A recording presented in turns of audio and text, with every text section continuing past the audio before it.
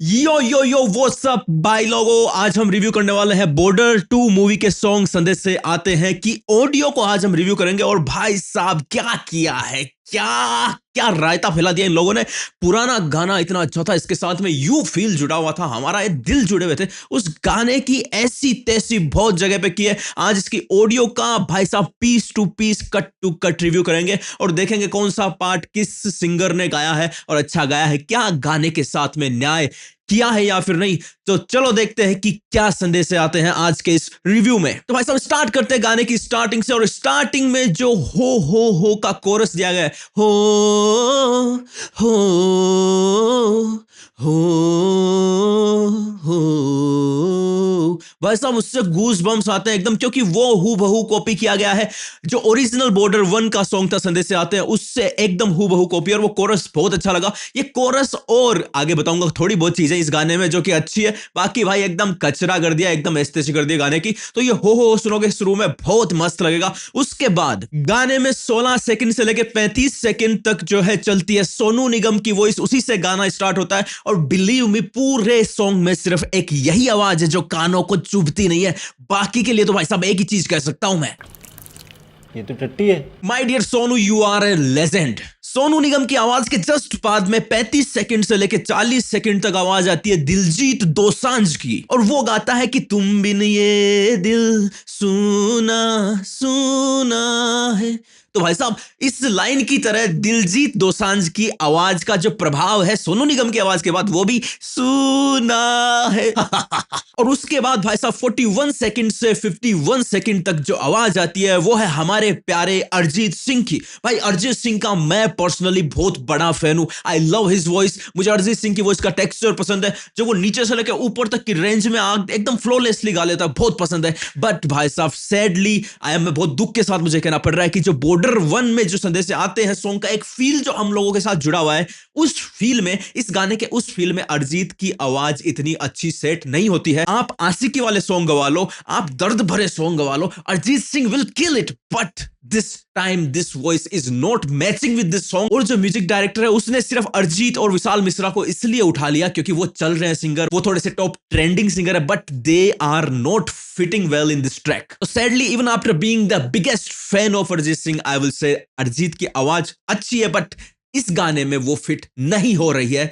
मुझे पता नहीं क्यों ये उनको लेके आए हैं यहाँ पे। 52 सेकंड से लेके 59 सेकंड तक मेरे हिसाब से रूप कुमार राठौड़ जी की आवाज है, जो कि पुराने गाने में भी शायद थे और भाई बहुत लेजेंड सिंगर ये है। बट इसमें भी बहुत रायता फैला दिया है, बहुत एमके भी कर दिया है गाने का। मिक्सिंग में जो मिक्स करते हैं, रिकॉर्डिंग होती है सबसे पहले गाने की, उसके बाद में जो है उसके पास जाती है साउंड इंजीनियर के पास में, वो उसकी मिक्सिंग करता है। और मिक्सिंग भाई साहब एकदम घटिया की गई है इस गाने में। गाना गाती टाइम पे सिंगर के वोकल्स के साथ में कुछ एसेज रिकॉर्ड होते हैं, उन एसेज को हटाने के लिए डीएसआर नाम का एक प्लगइन काम में लिया जाता है। इतना घटिया तरीके से काम में लिया गया है कि आवाज दब रही है भाई, बहुत ही घटिया मिक्सिंग की गई। और टेक्निकल साइड में मैं आपको बताऊंगा इस गाने की कि कहां पे इन्होंने पूरे गाने को फक अप कर दिया है। भाई साहब बहुत ज्यादा रायता फैला दिया पूरे गाने में। और फिर भाई साहब 1 मिनट से लेके 1 मिनट 5 सेकंड तक बाकी जो टाइम में फेमस सिंगर को जबरदस्ती ठूस रखा था गाने से, उससे कानों का जो उत्पीड़न हो रहा था, उस उत्पीड़न से हमें शांति मिलती है 1 मिनट से 1 मिनट 5 सेकंड तक, जब फिर से लौट के आते हैं द लेजेंड। भाई साहब बहुत जबरदस्त आवाज है सोनू निगम। भाई क्या कानों में आवाज वो ठंडक देती है, वाह वाह।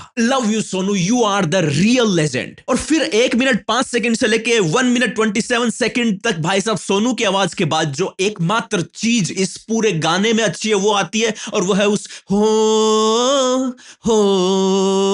ये वाला कोरस। और भाई साहब मैं बताऊं, ये 2 चीज ही इस गाने में अच्छी है, बाकी तो पूरे गाने के एल लगा दिए इन लोगों ने, एल लगा दिया भाई साहब। और फिर आती है सनी देओल की एंट्री। वहां पे स्टार्ट होता है 1 मिनट 32 सेकंड से 2 मिनट 28 सेकंड तक सोनू निगम की आवाज में है पूरा गाना। और अगर आप अपने आप पे एहसान करना चाहते हो तो भाई इस गाने का सिर्फ यही पार्ट सुनना। यही पार्ट है जो सोनू निगम की आवाज में जो वेल मिक्स्ड है, टेक्निकली भी बहुत वेल मिक्स्ड है। और भाई सोनू की आवाज तो क्या गजब है, कानों में एक शहद खोल देती है। बाकी तो रिमेक में पूरे गाने की एमके भी कर रखी है। 2 मिनट 28 सेकंड से लेके 2 मिनट 36 सेकंड तक मैं थोड़ा सा डाउटफुल बोलूं इस बारे में कि इस पार्ट को किसने गाया, पर 90% मुझे लग रहा है कि रूप कुमार राठौड़ जी ने इसे गाया। बहुत ही वर्सेटाइल सिंगर है, बहुत ही लेजेंड सिंगर है, लेकिन जो मिक्सिंग की गई है भाई इतनी घटिया की गई है, इसकी डीएसआर इतने घटिया तरीके से ठोक दिया गया है कि पूरे एसेस दब रहे, पूरे गाने का फील दब रहा है। जो वोकल की ओपननेस होनी चाहिए वो पूरी की पूरी दबा दी है। उसके बाद 2 मिनट 36 सेकंड से लेकर 2 मिनट 41 सेकंड तक ये आवाज मुझे लग रही है विशाल मिश्रा की,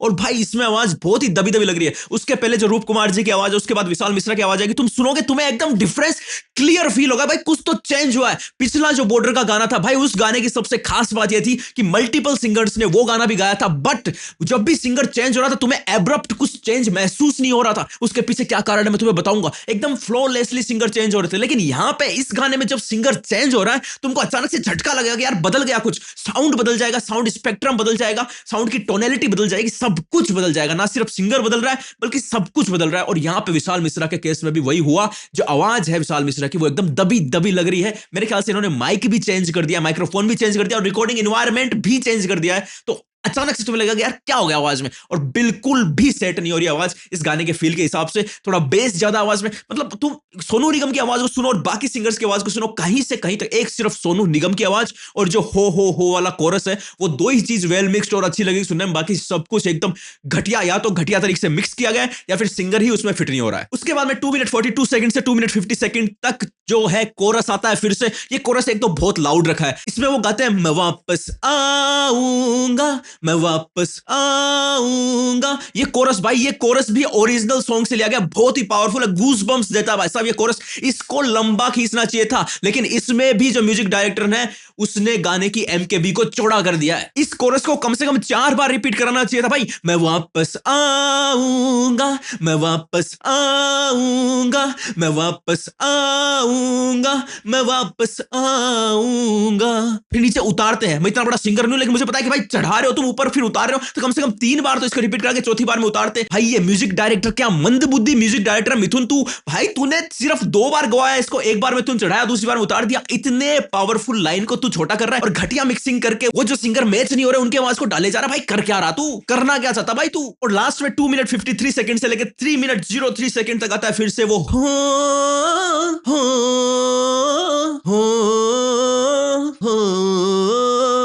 भाई इसको तो कम से कम 2-3-4 बार रिपीट कर देता। गाने में कुछ ही चीजें तो अच्छी छोड़ी है तूने भाई। एक तो सोनू निगम की आवाज और एक हो वाला कोरस, एक तो वापस आऊंगा को तूने जल्दी खत्म कर दिया, और इस हो वाले कोरस को भी तूने थोड़ा सा ही रखा है। अबे करना क्या चाहता है भाई तू, अच्छी चीजों को तो काट रहा है तू, सिर्फ एक बार में खत्म कर दिया इसको। अरे ये चलते रहना चाहिए था, इसके साथ में फौजियों की फीलिंग दिखाई जा सकती, क्या क्या किया जा सकता है, तूने फट दे काट दिया यार इसको। थोड़ी सी चीजें थी उनको तूने कम कर दिया, बाकी गाने की तूने एमके भी कर दी। भाई करना क्या चाहता मिथुन तू। तो ये तो हुआ गाने का ऑडियो का टेक्निकल रिव्यू। अब मैं बताता हूं तुम्हें कहां पे इन्होंने पूरे गाने को फक्ड अप कर दिया भाई साहब, कहां पे इन्होंने बहुत बड़ी बड़ी टेक्निकल मिस्टेक की है। पुराना गाना अगर तुम बॉर्डर 2 का सुनोगे, संदेश से आते हैं, उसमें मल्टीपल सिंगर्स ने गाया है, बट जब भी कोई सिंगर का ट्रांजिशन होता है, एक सिंगर जब गाना बंद करता है दूसरा स्टार्ट करता है, तुम्हें सुनोगे उसको तो तुम्हें लगेगा फ्लोलेसली चल रही है आवाज, कोई भी कट नहीं लग रहा बीच में। लेकिन इस गाने में जहां पे भी सिंगर की आवाज चेंज होगी तुम्हें अचानक से पता चल जाएगा यार बदला, कुछ बहुत ज्यादा बदला है। और इसके पीछे कारण बताऊं क्या है। रिकॉर्डिंग जब भी होती है तो रिकॉर्डिंग होती है स्टूडियो में। पहले वाले क्या करते थे भाई, उनमें दिमाग था, वो मेहनत करते थे, वो सभी सिंगर को बुलाते थे एक स्टूडियो में, भाई एक जगह आओ और एक जगह गाओ, क्योंकि जहां भी तुम रिकॉर्ड करते हो वहां पे एक तो तुम्हारे पास माइक्रोफोन होता है, जैसे मेरे सामने ये माइक्रोफोन पड़ा है, अलग अलग टाइप के माइक्रोफोन होते हैं, बहुत सारी कंपनियों के अलग अलग क्वालिटी के होते हैं। और एक इन्वायरमेंट जो होता है, तुम्हारा कमरा जो होता है, उसकी भी बहुत फर्क पड़ता है रिकॉर्डिंग पे। उस कमरे का साउंड भी तुम्हारे साउंड को इफेक्ट करता है। तो अगर तुम एक जैसे माइक्रोफोन से एक कमरे में खड़े रहकर रिकॉर्डिंग करोगे ना, तो तुम्हारी आवाज एक जैसी लगेगी, वो कट नहीं लगेगा अचानक से। बट अगर तुम अलग अलग अलग जगह पे रिकॉर्ड करके उसको साथ में मिक्स करने की कोशिश करोगे तो भाई वो पकड़ देंगे लोग, क्योंकि वो एकदम परफेक्टली मिक्स नहीं हो पाता। कुछ भी कर लो, तुम्हारे पिछवाड़े का पूरा जोर लगा लो चाहे। और यहां पे भी वही हुआ है। विशाल मिश्रा, अरिजीत सिंह, दिलजीत दोसांझ, ये मुझे लगता है इन सब ने अपने अपने अलग अलग सिंगल स्टूडियो में रिकॉर्ड करके भेज दिया अपने वोकल की, भाई मिक्स कर दो, क्योंकि वो अलग अलग जगह पे रिकॉर्ड हुए थे,